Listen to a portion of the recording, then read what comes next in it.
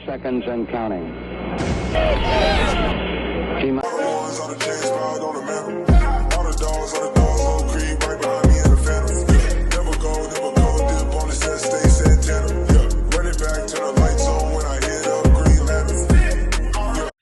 How's it going, everybody? Welcome back to another video, and today we're going to be looking at a potential trade that's been circulating around Rockets social media over the past few days, or should I say the past day, ever since the Philadelphia 76ers eliminated in the second round by the Atlanta Hawks in 7 games. And one of the biggest post-elimination grievances that Sixers fans have had is the pretty much lack of production from Ben Simmons on the offensive side of the ball. He only averaged, I believe, 9.9 points per game in that Atlanta series, and that's just not acceptable for the guy who's supposed to be the second best player on your supposed championship team.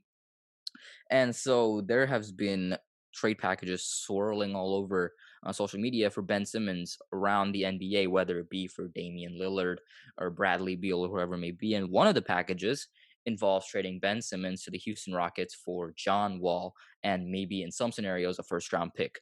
Now, in this situation, Ben Simmons gets traded to Houston, most likely not as a point guard because of we already have Kevin Porter Jr. And who knows if we get Kate Cunningham in the draft, there's too many guards or point guards for Ben Simmons really fit there, but probably as a power forward. And meanwhile, for Philly, they get a guy in John Wall who fits what they've been kind of running with, a guy who can pass the ball extremely well, very, very good playmaker. He's also a good defender, not as good as Ben Simmons, obviously, because Ben Simmons is DPOI caliber, but he is still a very, very good defender. And he also, I think, is a little bit more offensively talented than Ben Simmons is, with his ability to knock down the mid-range shot, score, and in the paint, and also has shown improvement in his ability to knock down the three ball. I think a healthy John Wall is a very, very good fit on the Sixers, and I think that's a deal that they should be very, very intrigued on making. Yeah, we did make a previous video on like why the Rockets shouldn't dodge the bullet by not trading for Simmons. But honestly, this is a totally different scenario. I mean, getting trading Wall for someone who is still very talented. Simmons is like on the defensive side, and it's kind of shocking because he's still in the past, he's shown that he can have a jumper, like in high school or something. When he shoots on the right hand, he makes those shots surprisingly. But it seems like he has a lack of confidence and lack of empowerment in Philly, where I feel like the Rockets coaching staff, Silas and John Lucas, can definitely provide that here for Ben Simmons. There's definitely not as much pressure to perform in Houston since we are in a semi-rebuild phase. And as a power forward, like it's going to be a real kind of a nice fit on our team. He's gonna improve our defense, and he has tremendous passing ability too.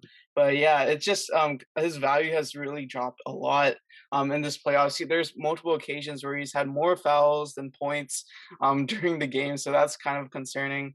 But yeah, I think there's a lot of trade packages out there. I think one that is most intriguing would obviously be John Wall for Simmons, and it's probably some expiring contract like Mike Scott, or like George Hill, or like Danny Green, like some expiring contract. And I think that would be kind of fair. Maybe we would have to add like a late first, maybe Portland's first or something like that. But yeah, I feel like that would definitely make up for the CP3 trade.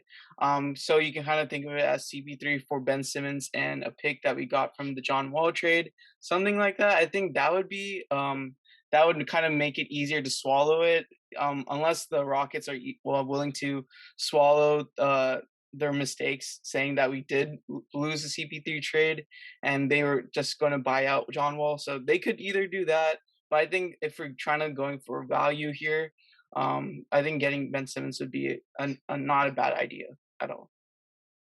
And with Simmons, he brings that defense, which we have needed over the past season. Defense hasn't been our strength at all. It's been one of our biggest weaknesses. And Ben Simmons addresses that. While he does not address our other big issue, which is 3-point shooting, Ben Simmons and the Philadelphia 76ers, when Simmons was on the floor, the Sixers had a 3-point percentage of, I believe, 41%, which is obviously very, very good. And that's because of his playmaking ability, which has been something that has been critical for the 76ers in the regular season. Now, playoff time, it's a completely different story because of teams sort of planning their offense where they can make the most of Ben Simmons' inability on the offensive side of the ball. But in a situation in Houston where he's not one of the main focal points of a team, whereas he might be like going forward this third, fourth option on the team because of Cade, Kevin Porter Jr., and Christian Wood. I think that spotlight that's been on him offensively over these past few years with the Sixers isn't going to be as bright, but because of teams sort of focusing more on Cade Cunningham, if we get him, obviously, Kevin Porter Jr. and Christian Wood. I think Simmons, his offensive hindrances will be able to kind of be hidden away if he joins the Houston Rockets.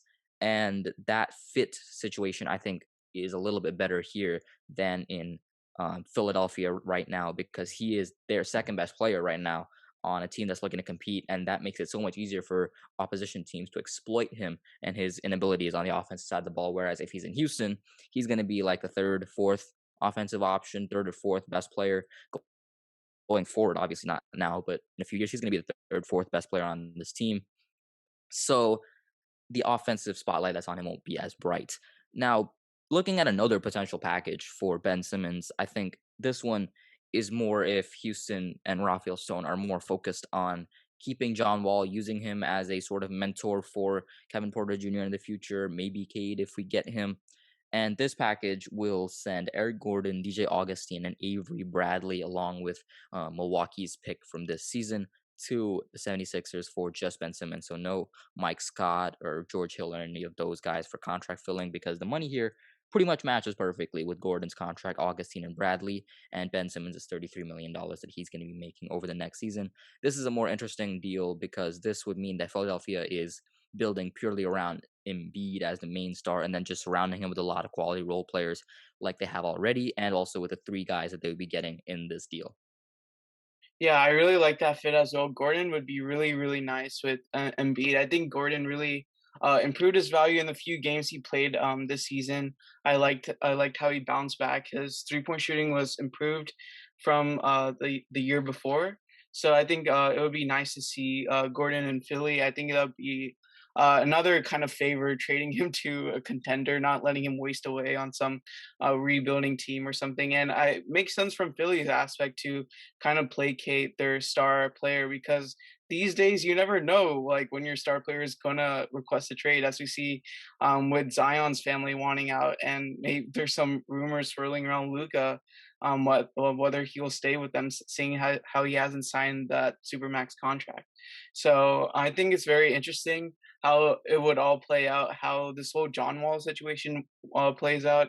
I think it's kind of maybe not a no-brainer, but something worth considering.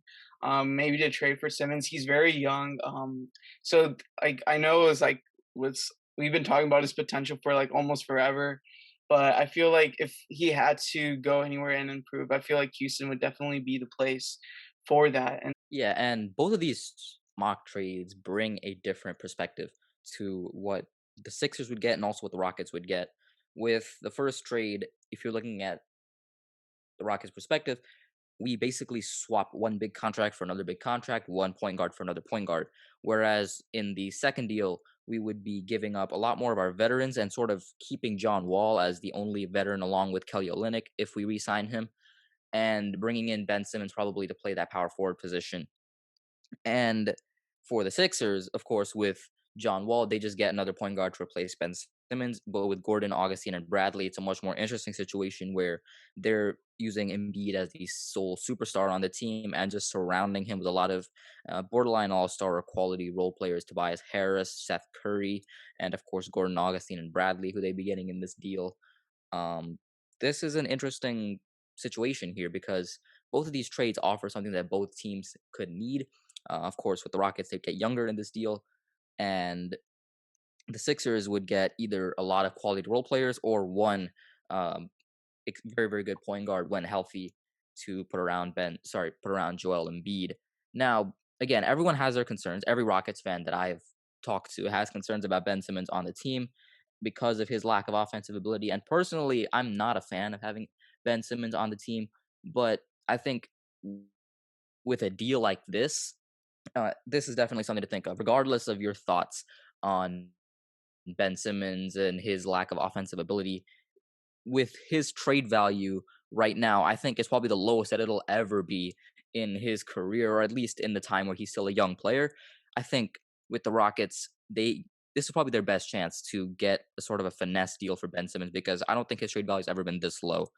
And because think about it, just a few months ago, we were talking about Ben Simmons being the focal point for trade for James Harden, who arguably is a top 5 player in this league. But now you're looking at a possibility where you could very well trade him for 3 role players and a pick in the late first round this year. I think this is a great chance for the Rockets to capitalize on a young player with still a lot of potential, with his trade value being super low, and possibly get a finesse deal. We've seen this movie before with Kevin Porter Jr. just a few months ago.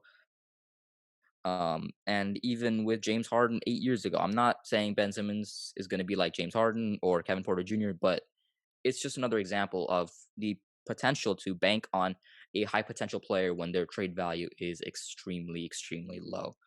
So let us know your thoughts on a potential deal down in the comment section. We'll talk about it there. Do you want Ben Simmons on the team at all, regardless of how low his trade value may be and how much of a bargain deal we may be able to get for a player of Simmons' potential? Let us know down in the comment section. We'll talk about it there. And as always, make sure to like, subscribe, and turn on post notifications. And we'll see you in the next one. Peace.